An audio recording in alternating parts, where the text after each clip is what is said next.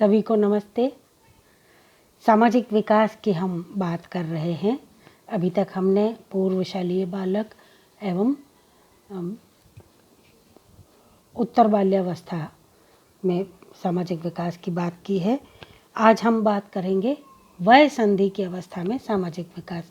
वय संधि यानी कि प्यूबर्टी, जहाँ पर बचपन खत्म हो रहा है और किशोरावस्था आ रही है, यानी कि ये ओवरलैपिंग पीरियड है। बचपन का एंड और किशोरावस्था की शुरुआत, ये सामान्यतया 12 से 13 वर्ष की ये अवस्था मानी जाती है। फिर 13 वर्ष से आगे टीन एज या किशोरावस्था प्रारंभ हो जाती है।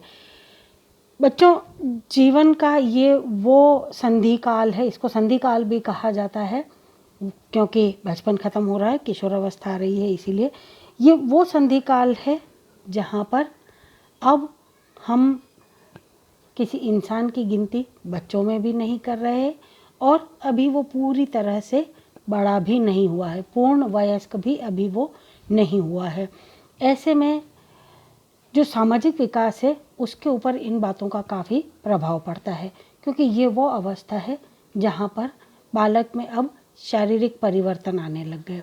खास तौर से उसके जो जनन अंग हैं उनमें और शरीर के दूसरे अंगों में भी परिवर्तन आने लग जाते हैं। जैसे महिलाओं में, स्त्रियों में या लड़कियों की हम बात करें तो स्तनों का विकास होना, अंदरूनी यूट्रस वगैरह का विकास होना, जननांगों पे बगल में प्यूबिक हेयर की ग्रोथ होना, लड़कियों की आवाज़ में मुलायमियत, इसी तरह से लड़कों में भी कुछ सिमिलर कैरेक्टरिस्टिक्स होते हैं, लेकिन लड़कों में दाढ़ी मूंछों का उगना प्रारंभ हो जाता है, आवाज़ में भारीपन और मसल कंटेंट बढ़ने लगता है, जबकि लड़कियों में फैट कंटेंट यानी कि वसी ऊतकों का जमाव ज़्यादा होने लगता है। यही कारण है कि लड़कियां ज़्यादा खूबसूरत, ज़्यादा सुंदर दिखाई देने लगती हैं, जबकि लड़के मसल कंटेंट के कारण ज़्यादा शारीरिक रूप से बलिष्ठ नज़र आने लगते हैं। तो ये कुछ ऐसे कैरेक्टरिस्टिक्स हैं जिनकी शुरुआत इस प्यूबर्टी पर या वय संधि पर होती है, लेकिन इनका विस्तार तो किशोरावस्था में ही होता है। तो इसी कारण से, क्योंकि बिल्कुल परिवर्तन की शुरुआत है ये, इसीलिए इस समय में बालक के स्वभाव में रुचि, फैशन, कौशल के साथ साथ उसके एटीट्यूड यानी कि अभिवृत्तियों में भी परिवर्तन आ जाता है। अब धीरे धीरे उसका झुकाव अपने समूह के साथियों के प्रति भी कम होने लगता है। अब वो सामूहिक खेलों में कम ही भाग लेते हैं और अकेले रहना ज़्यादा पसंद करते हैं। और इसका शायद बहुत बड़ा कारण ये है कि शरीर में जो परिवर्तन आ रहे हैं अभी वो उनको पूरी तरह से खुद ही स्वीकार नहीं कर पाए होते, या ये कह लेना चाहिए कि उनके साथ में अभी उनका पूर्ण समायोजन नहीं हो पाया है, एडजस्टमेंट नहीं हो पाया है, और ऐसे में वो शर्मिंदगी महसूस करते हैं। तो उनको ऐसा लगता है कि नहीं, अभी हमको किसी से नहीं मिलना है, किसी के सामने नहीं जाना है, तो अपने दोस्तों, अपने समूह के साथियों के साथ में भी मिलना पसंद नहीं करते हैं। हालांकि किशोरावस्था जैसे जैसे आगे बढ़ती है तो वापस से वो अपने ग्रुप में उनके एक्टिविटीज़ चालू हो जाती हैं। वो अपने दोस्तों के साथ में, अपने मित्रों के साथ में उठना बैठना ज़्यादा पसंद करने लग जाते हैं, लेकिन वय संधि में ये एक बार ही थोड़ा सा कम हो जाता है। वय संधि का समय जैसे जैसे बढ़ता जाता है, बालक में समाज विरोधी गतिविधियाँ प्रारंभ हो जाती है। असामाजिक गतिविधियाँ जिनको हम कहते हैं, उनका प्रारंभ जो है वो वय संधि में होता है। हालांकि पुनः ये भी पूरी तरह से फ्लरिश तो किशोरावस्था में जाकर के ही होती हैं, लेकिन यहाँ पर इनका भी ऑनसेट, जिसको हम कह सकते हैं onset of anti social behaviour या असामाजिक तत्वों का प्रारंभ इस समय हो जाता है, और जीवन के प्रति उनका दृष्टिकोण भी बदल जाता है। कभी कभी तो वो बहुत ज़्यादा निराश या उदास हो जाते हैं कि उनको अपना जीवन ही निरर्थक लगने लगता है।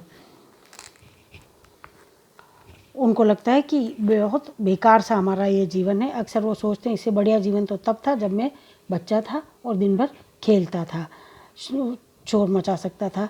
इसी कारण से ये अवस्था नेगेटिव फेज यानी कि नेगेटिव फेज की अवस्था भी कहलाती है। इस अवस्था को असंतुलन की अवस्था यानी कि पीरियड ऑफ डिसइक्विलिब्रियम भी कहा जाता है। बालकों में सामाजिक विकास इस समय सामान्य रूप से नहीं हो पाता है।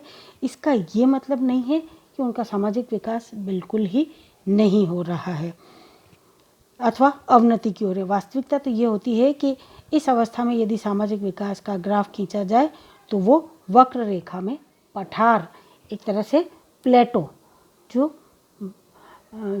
सामाजिक विकास जो उत्तर वाली अवस्था में हुआ था, अब वो एक बार स्टैग्नेशन पर आ जाता है और उसके बाद में फिर वापस से बढ़ता है। वय संधि की इस अवस्था में बालक जानबूझकर सामाजिक प्रत्याशाओं यानी कि सोशल एक्सपेक्टेशंस के विपरीत कार्य करता है। जिन कामों के लिए उनको कहा जाता है वो वैसा नहीं करता, उसके व्यवहार में विपरीत व्यवहार उसका नज़र आने लगता है। उसको अच्छी तरह से पता होता है कि छोटे बालक को मारना, तंग करना, गाली देना, चिढ़ाना इत्यादि सब बुरी बातें हैं और समाज उसे पसंद नहीं करता, लेकिन वो इन सब कामों में अभी ज़्यादा खुशी महसूस करता है और ये कह लेना चाहिए कि ज़्यादा पसंद करता है।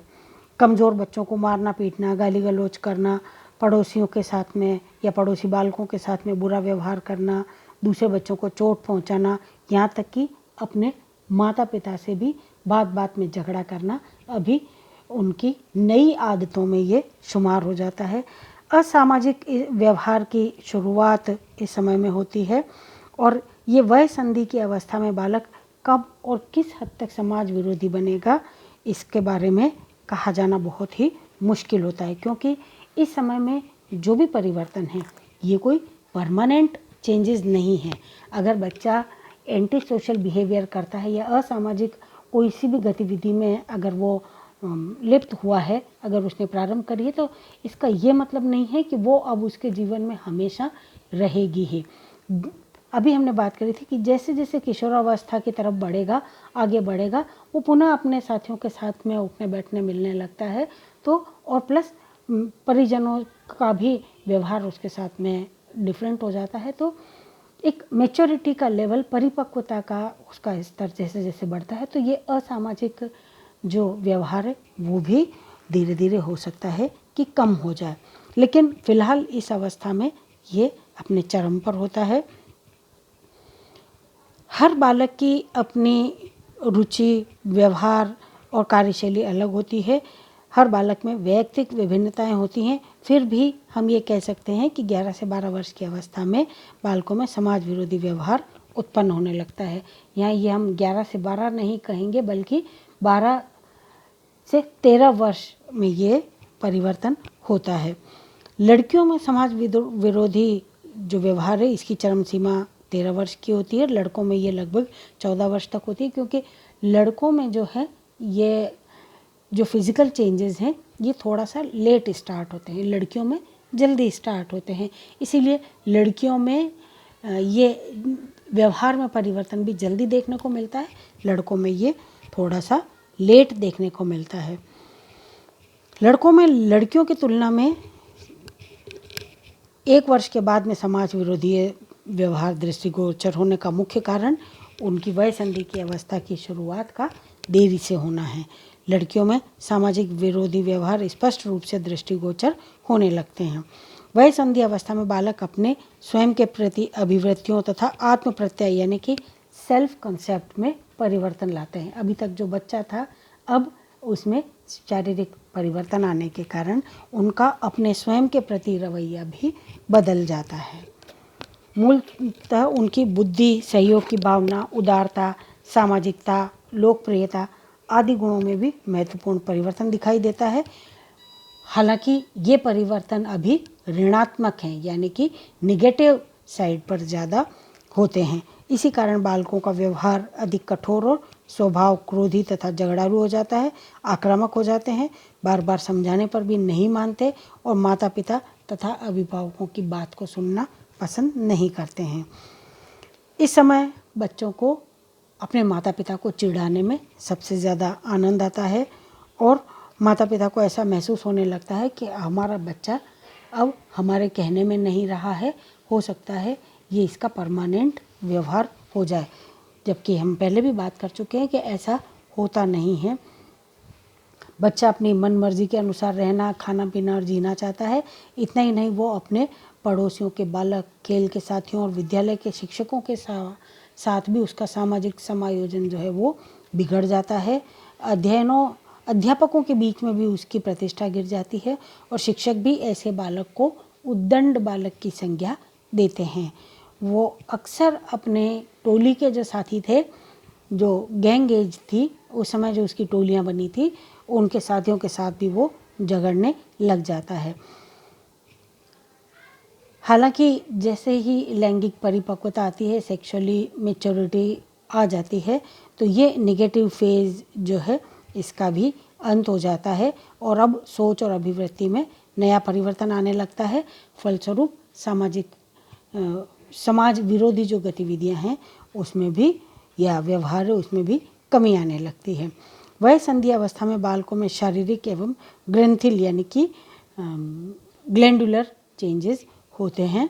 इस कारण से वो ज़्यादा चिंतित और परेशान होता है और कल्पना लोक में विचरण करता है और सोचता है कि अगर वो, जैसे ये कल्पनाएं बड़ी विचित्र होती है, जैसे अगर मैं ज़्यादा लंबा हो गया तो, या मेरी लंबाई नहीं बढ़ी तो, मैं अगर छोटा रह गया तो क्या कहेंगे। इसी तरह से लड़कियों में भी ये बात होती है कि मैं मोटी हो गई तो, या मैं एकदम दुबली रह गई तो, मेरी अगर ब्रेस्ट ग्रोथ नहीं हुई तो, या ज़्यादा हो गई तो, इत्यादि इत्यादि। वो सब बातें इनको परेशान करती है जिनके बारे में किसी के भी हाथ में कुछ नहीं है। ये सब प्राकृतिक रूप से हमारे जेनेटिक एंडाउमेंट हमारा कैसा है, यानी कि हमारा आनुवंशिक गुण हमको किस तरह के मिले हैं, उन्हीं के ऊपर निर्भर करता है। लेकिन अभी बालक को इन सब बातों का उतना ज्ञान नहीं होने के कारण से वो ऐसी निरर्थक चिंताओं में व्यस्त रहता है। इसके यही मुख्य कारण भी हैं। मुख्य कारणों में तीव्र शारीरिक और ग्रंथिल परिवर्तन, जिसके कारण से उनका हार्मोनल बैलेंस जो है वो बिगड़ जाता है। बालक कंफ्यूज रहता है क्योंकि कभी तो उसको माता पिता कहते हैं कि तुम छोटे हो अभी। अगर कोई बड़े डिसीजन की बात हो रही है फैमिली में और वो अगर उसमें इन्वॉल्व होना चाहता है तो उसको टोक दिया जाता है कि नहीं, तुम अभी बच्चे हो, तुम्हें इन सब बातों में पढ़ने की ज़रूरत नहीं है, तुम अपना काम करो। दूसरी तरफ शारीरिक परिवर्तनों के कारण से अगर वो बच्चों जैसी हरकतें करें या बच्चों के साथ में खेलना जाना चाहें तो भी माता पिता टोक देते हैं कि अब तुम बच्चे नहीं रहे, अब तुम बड़े हो गए हो, इसलिए अब बच्चों जिससे व्यवहार करना बंद करो।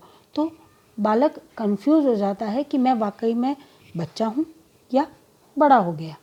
तो इस कारण से ये जो कंफ्यूजन है, उस कारण से बच्चा का व्यवहार जो है वो गड़बड़ा जाता है। फिर कई बार बालक की हरकतों से माता पिता परेशान हो जाते हैं और वयस्कों जैसी उसकी शारीरिक संरचना देख करके वो उसके ऊपर नई नई जिम्मेदारियां उसको सौंपना चाहते हैं और बच्चा इस नवीन जिम्मेदारियों के बोझ तले दब करके उसको ऐसा लगता है जैसे मेरी स्वतंत्रता मुझसे छिन गई है और अब मैं केवल एक मजदूर बालक रह गया हूँ। विद्यालय में शिक्षक भी इस समय में अब ज़्यादा काम करने के लिए देते हैं और बालक अपने घर के कामों में, स्कूल के कार्यों में, इन सब में संतुलन नहीं बैठा पाता है। फलस्वरूप उसके स्वभाव में चिड़चिड़ापन, क्रोध, झगड़ालूपन, आक्रामक स्वभाव इत्यादि आ जाते हैं और देखने वाले ये कहते हैं कि समाज विरोधी गतिविधियों में ये अब लिप्त है। लड़कियों को जब टोका जाता है कि तुम लड़की हो, तुमको ये कार्य करना चाहिए, घर से बाहर नहीं खेलने जाना चाहिए, लड़कों के साथ दोस्ती नहीं करना इत्यादि, तो उनको गुस्सा आ जाता है कि अब क्या हो गया, थोड़े दिन पहले तक तो मैं बाहर जा कर के आराम से लड़के लड़कियों सबके साथ खेल सकती थी, अब एकाएक मुझे क्यों रोका जाता है। अतः वो असामाजिक व्यवहार करने लग जाती हैं। यही स्थिति लड़कों के साथ भी होती है। बालकों की शारीरिक रचना और गठन तो वयस्क जैसे दिखाई देते हैं, लेकिन मानसिक, बौद्धिक रूप और संज्ञानात्मक दृष्टि से अगर देखा जाए तो अभी उसका विकास वयस्कों की तरह पूर्ण नहीं हुआ है। लेकिन माता पिता इस बात को कई बार समझ नहीं पाते हैं। फलस्वरूप बच्चों में असामाजिक व्यवहार बढ़ता जाता है। इस वय संधि के बालकों की कुछ अभिवृत्तियां एवं व्यवहार होते हैं। वैसे तो हमने जितनी अभी बात की है उसमें हम इन सब के बारे में लगातार बात करते रहे हैं, पर फिर भी एक बार पुनः एक तरह से ये कह लें हम कि रिवीजन हो जाएगा कि इस समय में जो अभिवृत्तियाँ, जो एटीट्यूड होता है बच्चों का, उसमें प्यूबर्टी के समय में उसमें आक्रामक एवं झगड़ालू प्रवृत्ति का होना, वो न सिर्फ अपने माता पिता और भाई बहन बल्कि पड़ोसी और अपने समूह के बालक इत्यादि सभी के साथ में असामाजिक एवं आक्रामक व्यवहार वो उसका हो जाता है। टोली के बच्चों के साथ में उसका झगड़ा प्रारंभ हो जाता है और वो दूसरों को अपने से हीन एवं कमज़ोर समझने लगता है। गाली गलौज, दंगा फसाद, मारपीट इत्यादि में अभी उसका एक बारगी इंटरेस्ट बढ़ जाता है। अभी वो सामाजिक कार्यों और सामूहिक खेलों में भाग लेना कम कर देते हैं।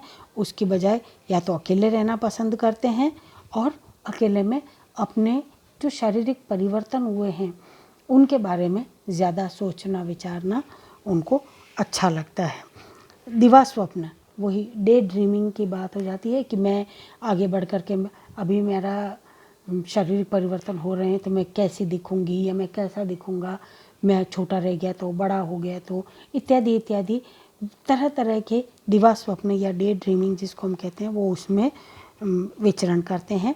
और इस समय में अगर उनको कोई भी बड़ा व्यक्ति कुछ भी कहे, माता पिता या शिक्षक या कोई भी वयस्क व्यक्ति उनको किसी चीज़ के लिए टोके या रोके या कोई राय मशवरे देते हैं तो वो उनको पसंद नहीं आता। वो तुनक करके तेज़ी के साथ में, बदतमीज़ी के साथ में जवाब देते हैं।